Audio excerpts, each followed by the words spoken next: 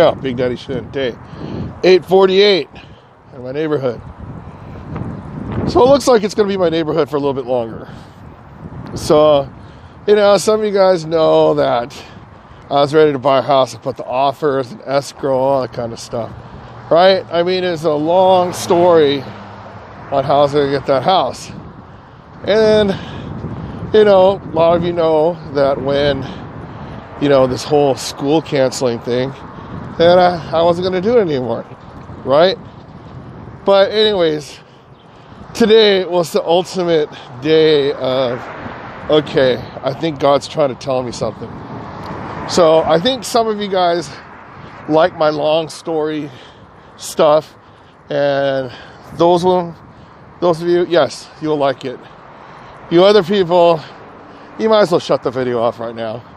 So anyways, today it's about today's lesson.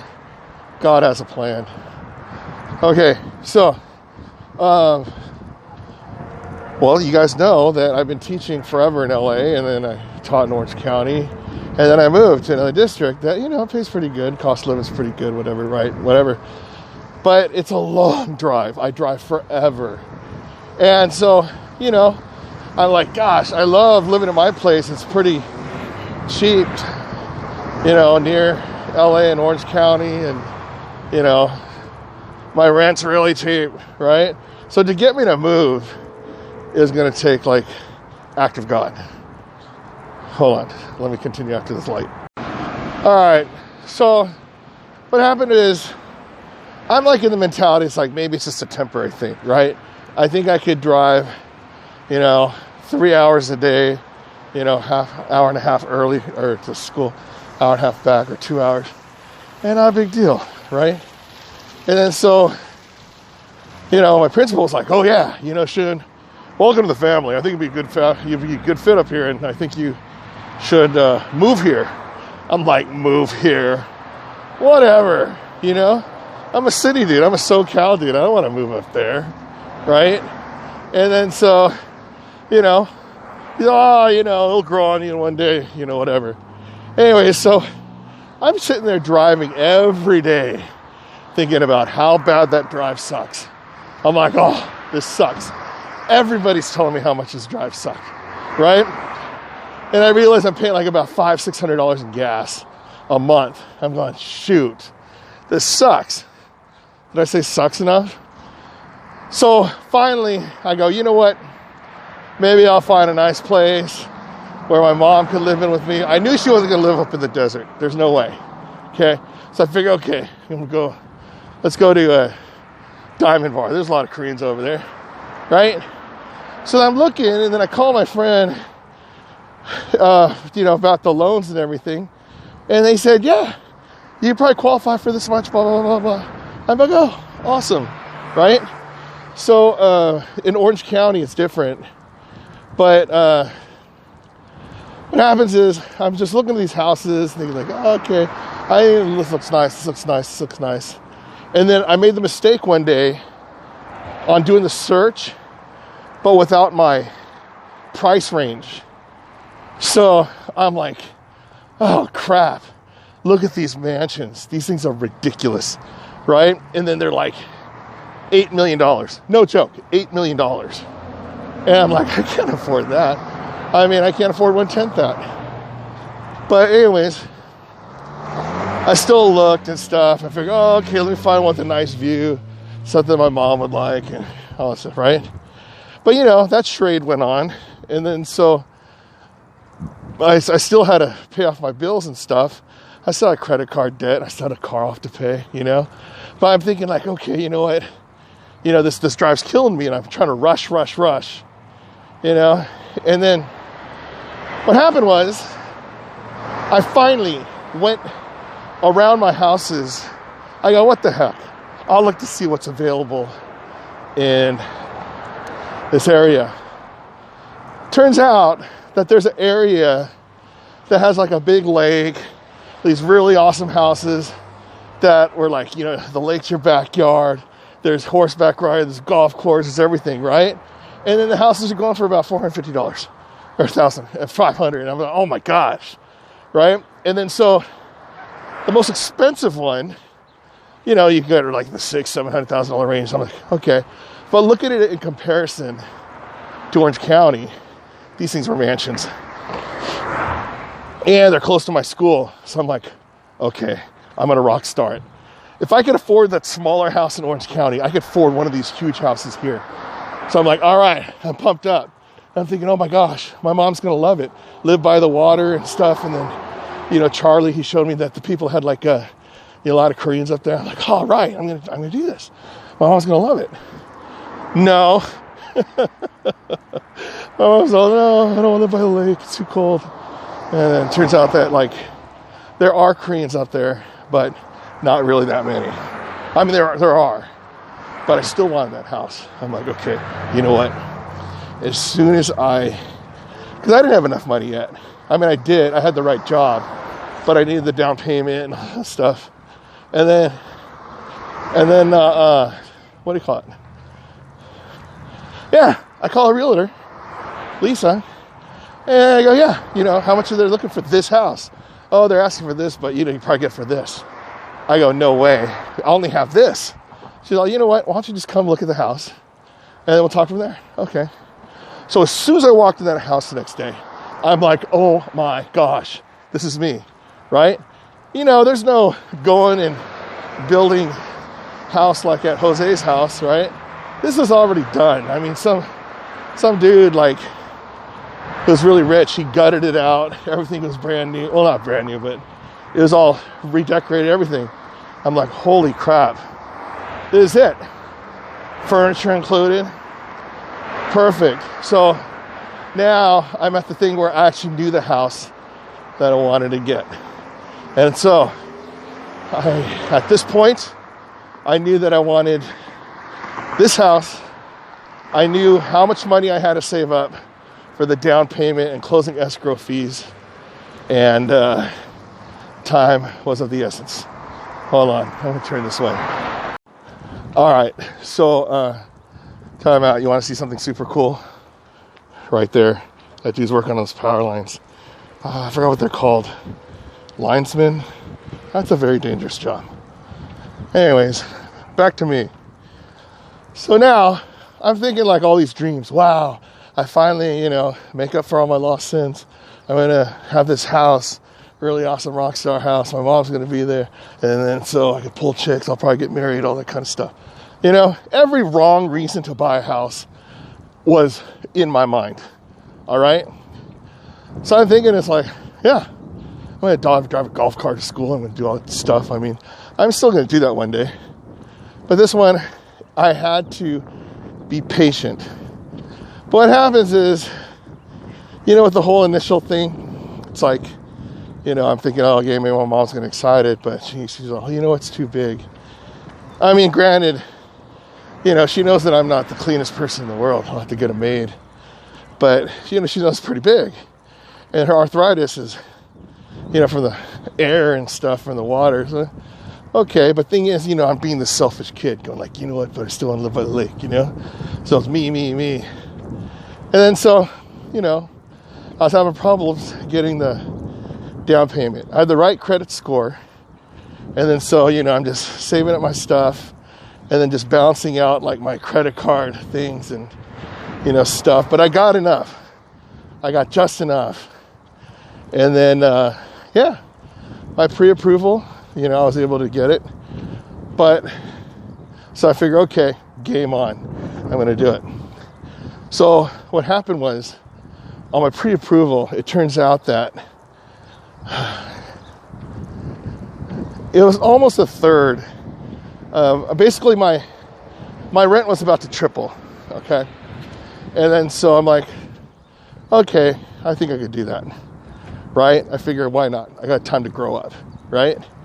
And then when my pre-approval went to underwriting, for some reason, my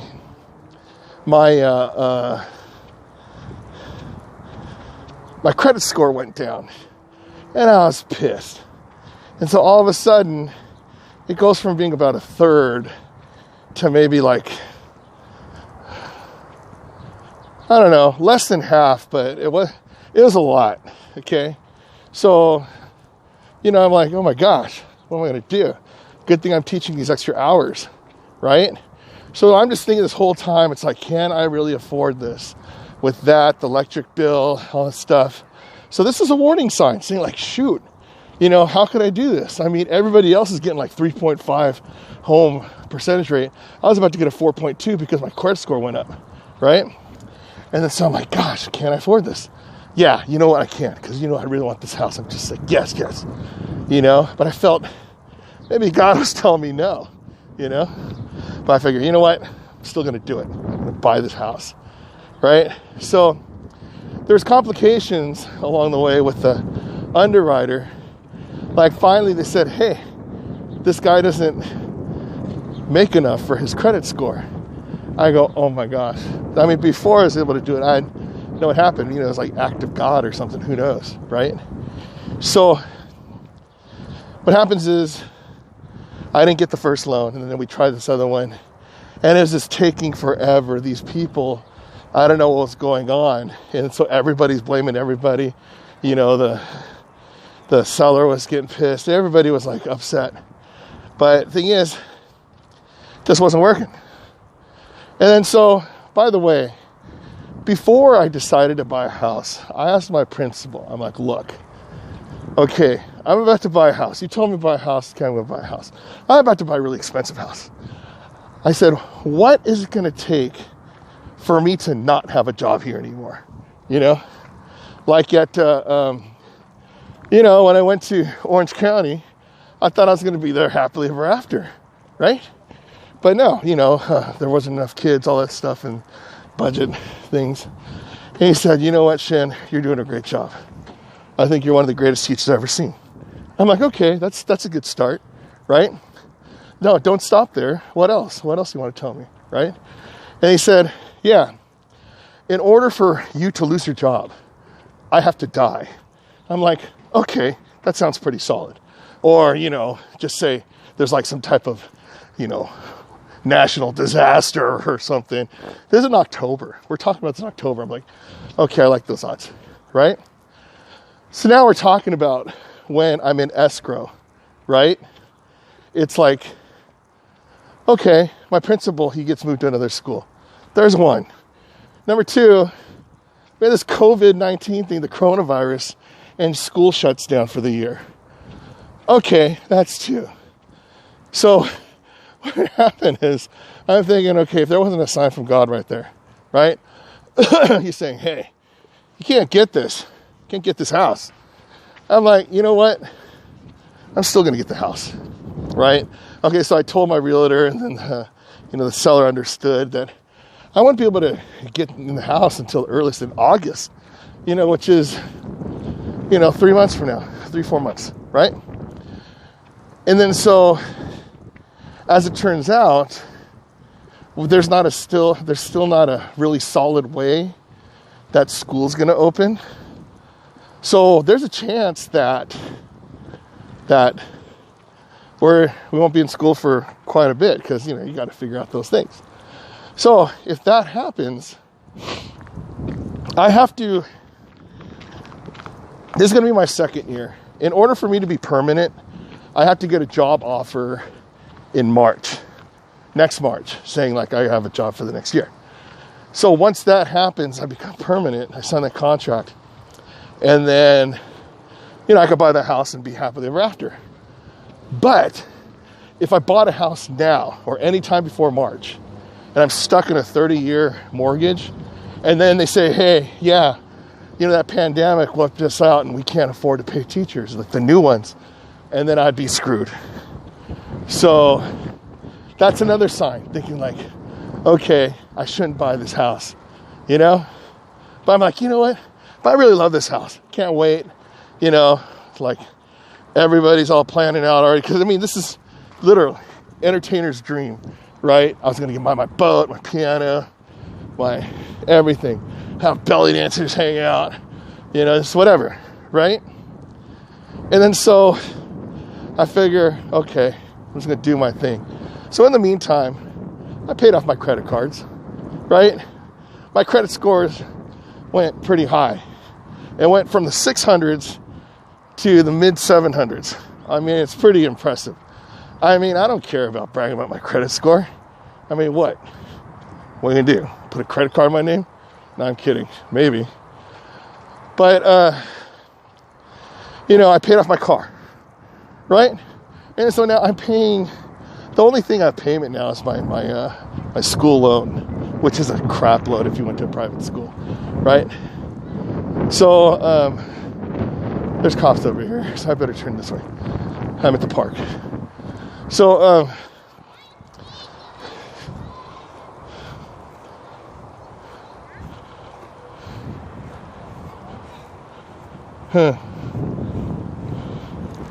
all right, there's an intersection.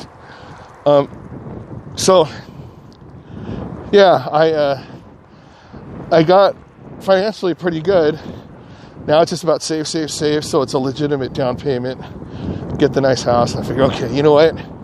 Now the difference is, if I buy the house with my credit score now, then I'll probably save maybe almost $1,000 a month on my payment, right?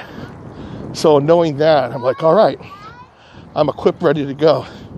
When we start school back in August, I'm going to actually go buy that house, right? Anyways, today, I got a text from my realtor. Bad news. What? House sold. Oh, okay. So anyways, the whole story of me wanting to buy this house, it's over. Because everything else I could have justified, maybe I could do it, maybe whatever, maybe this, maybe that. But when somebody else buys the house, you can't really do much about it. All right, time out. All right, there you go, day 848 in the books. So yes, it's story time, and it's one of those things where it's like you just gotta not just listen to your gut, listen to God. I mean, it's like you got to be able to see the whole warning signs on what you shouldn't do, right? I mean, it's one thing where you try to go, okay, I'm going to make this decision. But this whole thing was something that I shouldn't have done. I mean, we're going to see what the end result is, because the story's not over. I mean, to buy the houses, but, you just got to just sit and just evaluate the situation. So anyways, Big Daddy Shit, day 848. If I could exercise 848 days in a row, you can exercise 848 days in a row. If I do it, you can do it. I'm doing it. End of story.